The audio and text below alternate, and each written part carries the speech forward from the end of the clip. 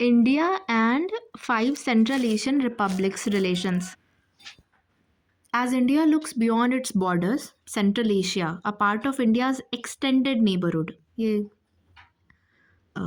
technical term extended neighborhood, provides India with the right platform to leverage its political, economic, and cultural connections to play a leading role in Eurasia. Okay अब ये 5 जो central Asian republics है उनका नाम है Kazakhstan, Kyrgyzstan, Tajikistan, Turkmenistan and Uzbekistan.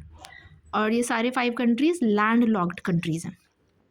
फिर अब significance क्या है इंडिया के लिए इनका? तो first point is energy and security.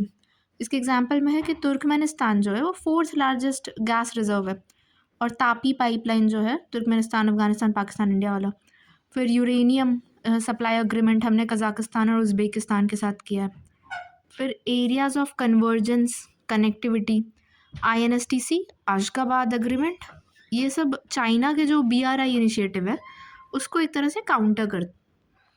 फिर पीस एंड सिक्योरिटी, इस रीजन में अफ़गानिस्तान के साथ पीस बना रहे उसके लिए इम्पॉर्टेंट है। और मल्टीलैटरल जो SCO है या फिर conference on interaction and confidence building measures in Asia, ये सब मल्टीलैटरल ग्रुपिंग्स में कार रिलेशंस का स्ट्रांग होना ज़रूरी है, वो फिर इंडिया को एक अच्छा से देगा। फिर चैलेंजेस है, जैसे इंडिया का जो ट्रेड है वो सिर्फ $2 बिलियन है और कंपेयर टू चाइना वो अराउंड $100 बिलियन है। जियोपॉलिटिकल कंटेस्टेशन भी, कि ट्रेडिशनल हेजमन इस एरिया का रशिया को बोल देते हैं, और एट प्रेजेंट वो हेजमन का रोल चाइना प्ले कर रहा है। Fragile connectivity, direct overland connectivity नहीं है, और जो INSTC है वो बहुत स्लो पेस्ड है, उसका डेवलपमेंट हो रहा है।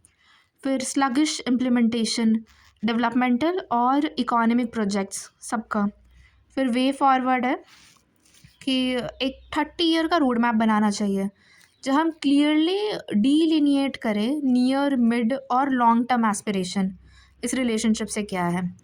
फिर अपने स्ट्रेंथ को लेवरेज करें in delivering projects that have lasting value both in terms of durability and at optimal cost. Tourism को इनकरेज करें, better person to person contact, cultural ties, shared heritage को प्रमोट करें, और मल्टीलैटरल लिंक्स जो engagement with car nations है उसको deepen करें। से कंक्लूजन में है, मोदी का एक कोट है कि a strong India Central Asia partnership serves as a force multiplier in addressing shared regional and global challenges. Okay, तो अभी हम एक क्वेश्चन देखते हैं जो कि UPSC 2024 में आया हुआ था, ये 10 मार्कर है। तो द क्वेश्चन इज कि critically analyse India's evolving diplomatic, economic and strategic relations with the car, highlighting their increasing significance in regional and global geopolitics। तो अब क्वेश्चन के पार्ट्स इधर थोड़ा क्वेश्चन फ्रेमवर्क एक बार बनाते हैं अपने दिमाग में, कि फर्स्ट तो इवॉल्विंग डिप्लोमेटिक रिलेशनशिप पे एड्रेस करना है हमें। फिर इकोनॉमिक और सिमिलरली स्ट्रैटेजिक रिलेशंस पे हमें पॉइंट्स लिखने होंगे। और फिर बाद में जो उनका इंक्रीजिंग सिग्निफिकेंस है रीजनल स्फेयर में भी और ग्लोबल पॉलिटिक्स में भी, उसको भी एड्रेस करना है। तब देखते हैं सैम्पल आंसर। जो इंट्रोडक्शन है वो लिखा है कि India and Central Asia are bound together by a shared history, culture and mutual interest in peace and development. ये भी मोदी का स्टेटमेंट है, और ये रिफ्लेक्ट और भी जो अपना recent India Central Asia dialogue होता है उसमें भी रिफ्लेक्टेड है। अब डिप्लोमेटिक रिलेशंस विद कार में है कि इंडिया सेंट्रल एशिया डायलॉग और इंडिया कार समिट इसने इंस्टीट्यूशनलाइज किया है एनुअल हाई लेवल कंसल्टेशंस। फिर नेक्स्ट पॉइंट है, Central Asian countries consistently support India's bid for permanent seat at UNSC। ये पॉइंट बहुत कॉमन है, काफ़ी कंट्री के साथ रिलेशन में हम ये डाल सकते हैं कि जो UNSC का इंडिया का जो बिड है, जैसे अफ्रीका में भी वो परमानेंट सेट का बिड इंडिया UNSC में वो सपोर्ट कर रहे हैं। फिर इकोनॉमिक रिलेशन में कि भाई $2 बिलियन का हमारा इकोनॉमिक रिलेशन है। एनर्जी में यूरेनियम सप्लाई के साथ कज़ाकिस्तान के साथ जो हमने अग्रीमेंट किया है। फिर तापी गैस पाइपलाइन है, तापी ये तुर्कमेनिस्तान के साथ है। कनेक्टिविटी INSTC और चबाहर पोर्ट। और स्ट्रैटेजिक रिलेशंस में defence cooperation, joint counter terrorism exercises जो इन ये सेंट्रल एशियन रिपब्लिक के जो ऑफिसर्स हैं उनकी ट्रेनिंग इंडिया के अकाडमीज़ में होती हैं। और cyber space cooperation exploring IT and satellite applications for security. अब चैलेंजेस है इसके रिलेशन में क्या है, तो ज्योग्राफिकल कॉन्स्टेंट है कि लैंडलॉक्ड है कार्स, और अफगानिस्तान फैक्टर भी है कि उधर की जो इंस्टेबिलिटी है वो अफेक्ट करेगा। एक कोई कोट था कि ग्लोबलाइजेशन के टाइम में ना सब चीज़ कनेक्टेड है आपस में। वो वैसे एशिया के कॉन्टेक्स्ट में था कि ईस्ट एशिया में इफेक्ट्स आएगा, वेस्ट एशिया में अगर कोई टर्मोइल पॉलिटिकल टर्मोइल या इंस्टेबिलिटी आता है उसका भी, क्योंकि we are physically kind of physically connected because of globalisation.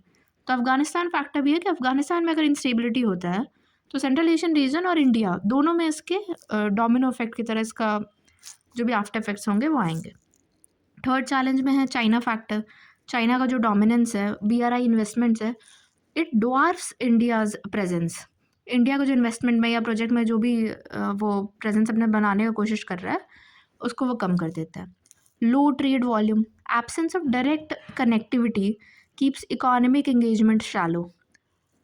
और कंक्लूजन में दिया है कि इंडिया का ties are shifting from reactive underdeveloped engagement to proactive structured partnership.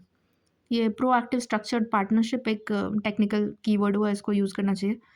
और by leveraging its soft power, strategic balancing and pragmatic coalitions, India can emerge as a credible Eurasian partner. ये जो इधर conclusion दिया था कि strong India Central Asia partnership serves as a force multiplier in addressing shared regional and global challenges, ये भी अच्छा है। और बाकी ये भी सही है, यूरेशियन पार्टनर, एक क्रेडिबल यूरेशियन पार्टनर की तरह हम इमर्ज कर पाएंगे अगर हम एक प्रोएक्टिव स्ट्रक्चर्ड पार्टनरशिप पे रहें और सॉफ्ट पावर, स्ट्रैटेजिक बैलेंसिंग और pragmatic coalition को लेवरेज करें। Okay, so the topic is complete.